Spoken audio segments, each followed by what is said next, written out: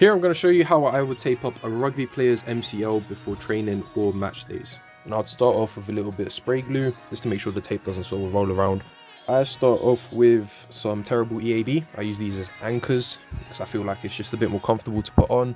Then I get some brown zinc oxide tape. So as I place it down, you can see I apply some tension before I sort of stick it down and tear it, just to make sure it's tight and actually does its function.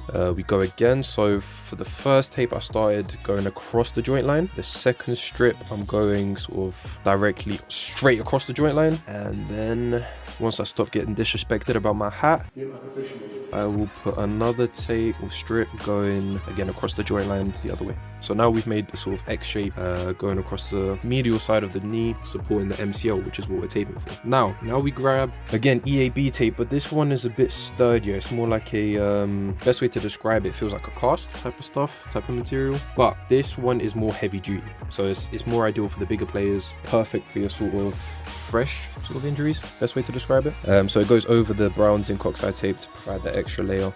As you can see, I only do 2 strips based on how wide the EAB tape actually is. And then I go back for the brown zinc oxide tape, kind of covering over the gaps. This is more sort of intuition. Like, everyone straps differently based on themselves and experience, so you can't really go wrong. The only time I've seen anyone do it wrong is when they zip tie someone's leg with so much tape that it just cuts off all circulation. There's no way that can be comfortable. But anyway, after a couple more strings of zinc oxide, I finish off with some EAB to sort of strap off the ends of the tape so they don't come off. So just a couple more anchors, top and bottom. As you can see, Les is having the time of his life. And to make sure that the EAB doesn't come undone, you go over with a little bit of sock tape or electrical tape. Yeah, that's pretty much it. Make sure you go quite loose on this tape because it can be quite restrictive. But yeah, final checks. That MCL ain't going nowhere. Beautiful stuff, beautiful stuff. A little dap up at the end. Yes, sir. This is how I would strap up an MCL pre-game or pre-training.